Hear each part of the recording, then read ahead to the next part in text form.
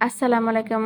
সবাই কেমন আছেন? আশা করি সবাই ভালো আছেন। আচ্ছা ভাবেন তো যদি সকাল, সকাল ঘুমিয়ে থাকেন এরকম সময় যদি কেউ কলিং বেল টিপ দেয় তখন কেমন লাগে বলেন তো? সেম আমার অবস্থা এরকমই। যেমন আমি ঘুমিয়েছিলাম কলিং বেল না যে মনে করেন যে আমার একটা ফোন আসছিল। একটু পরে হয়তোবা কলিং বেলটা বাজতো যদি ফোনটা না আসতো। আমি কিন্তু জানতাম না। আমার মা ফোন দিয়ে বলে কি তোমার আব্বা কিন্তু তোমার বাসার সামনেই। তুমি কিন্তু গেটটা খুলে রেখো। তোমার আব্বা কিন্তু আসতেছে। কি ব্যাপার আব্বা তো সকালে? হ্যাঁ আসতেছে। তো ভাবলাম কালকে নাকি আমাদের মানে আব্বা বিরিয়ানি রান্না করছিল। তো বিরিয়ানি আমি খেতে খুব পছন্দ করি। তো রাতের বেলা রান্না করছে নিয়ে আসতে পারে নাই। তাই সকাল, সকাল আমার বাবা আমার জন্য এই ফল আর এক জায়গা থেকে মিষ্টির কথা বলেছিল যে আমার মেয়ে মিষ্টিটা খুব পছন্দ করে। তার কাছ থেকে মিষ্টিগুলো আনছে। তো আমার ছেলের যা, যা খেতে পছন্দ করে যেহেতু ফলের সিজন তখন আব্বা এরকম করে ফল নিয়ে আসে। তার নানু ভাইরা খাবে। তারপর যে এনে আমাকে একটা প্রথমে একটা বক্স দিয়ে বলে কি এটা নাও। পরে বলতেছে আব্বা বলে এটা নাও।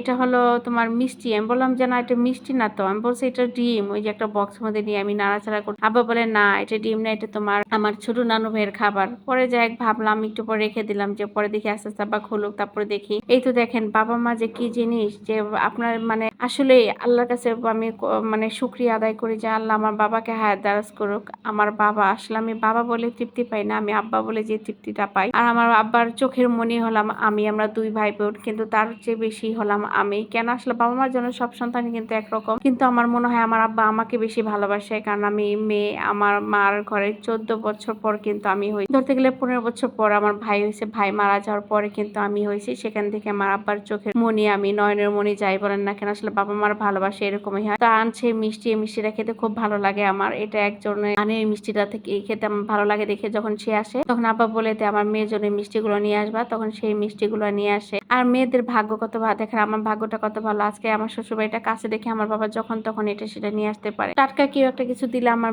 বাবা আমার জন্য নিয়ে আসে যে আমার মেয়ের জন্য আমি নিয়ে যাই। তো যাই হোক বাবা নিয়ে আসছে বিরিয়ানি নিয়ে আসছে সেগুলো রেখে দিলাম। খাবার দাবার যা আছে সব রেখে দিলাম। এখন আব্বা বলতেছে মা আমি চলে যাব। তো আব্বাকে একটু বিদায় দিয়ে দিলাম। আমি সকালে সব কাটাকাটি রান্না বান্না শেষ করে ছেলেদেরকে নিয়ে রওনা দিলাম। প্রতিদিন যেদিকে আসি সেটাই হলো আমার গন্তব্যস্থান তাই না? দেখেন বাচ্চারা কিভাবে এইভাবে চলে যাচ্ছে। আর এই তো আমি ছেলেদেরকে নিয়ে স্কুলে যাচ্ছি।